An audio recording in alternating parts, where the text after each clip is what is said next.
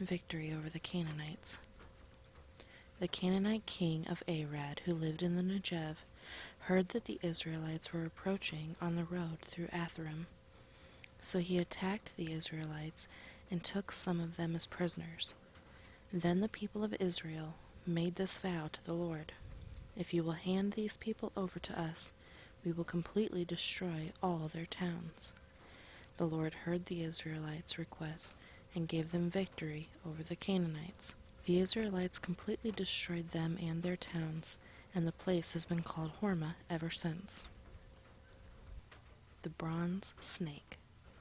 Then the people of Israel set out from Mount Hor, taking the road to the Red Sea, to go around the land of Edom.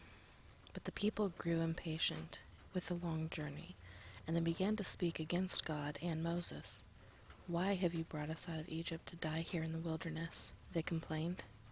"There is nothing to eat here, and nothing to drink, and we hate this horrible manna." So the Lord sent poisonous snakes among the people, and many were bitten and died.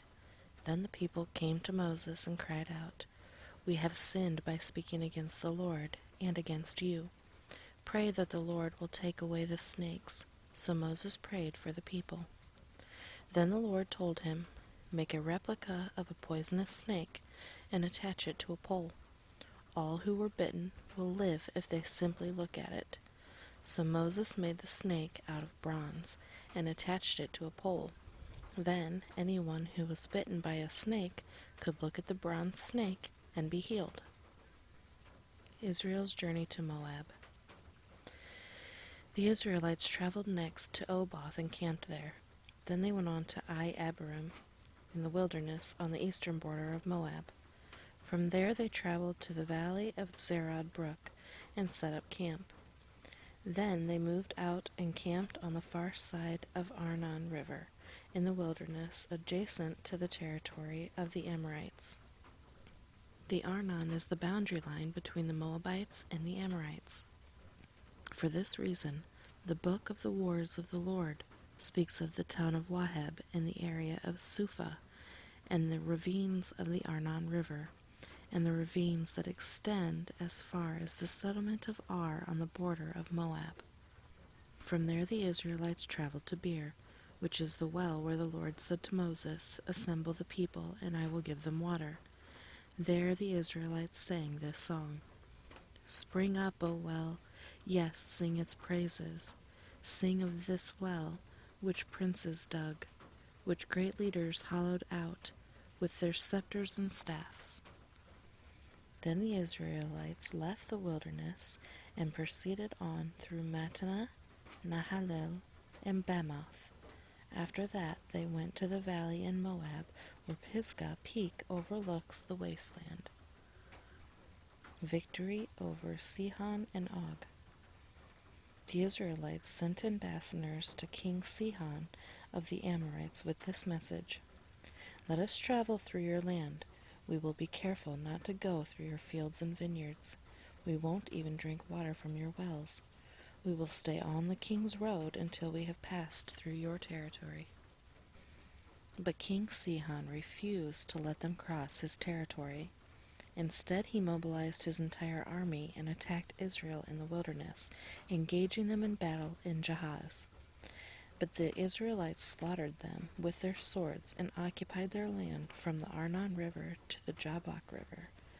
They went only as far as the Amorite border, because the boundary of the Amorites was fortified.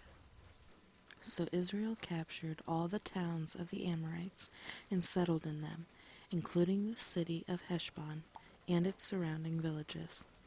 Heshbon had been the capital of King Sihon of the Amorites. He had defeated a former Moabite king and seized all his land as far as the Arnon River.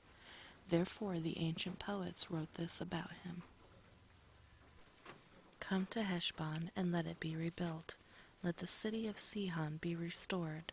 A fire flamed forth from Heshbon, a blaze from the city of Sihon. It burned the city of Ar in Moab. It destroyed the rulers of the Arnon heights. What sorrow awaits you, O people of Moab? You are finished, O worshippers of Shamash. Shamash has left his sons as refugees, his daughters as captives of Sihon, the Amorite king. We have utterly destroyed them, from Heshbon to Dibon. We have completely wiped them out, as far away as Nophah and Medeba. So the people of Israel occupied the territory of the Amorites. After Moses sent men to explore the Gezer area, they captured all the towns in the region and drove out the Amorites who lived there. Then they turned and marched up the road to Bashan. But King Og of Bashan and all his people attacked them at Edrei. The Lord said to Moses, "Do not be afraid of him, for I have handed him over to you, along with all his people and his land. Do the same to him as you did to King Sihon of the Amorites who ruled in Heshbon." And Israel killed King Og, his sons, and all his subjects. Not a single survivor remained. Then Israel occupied their land.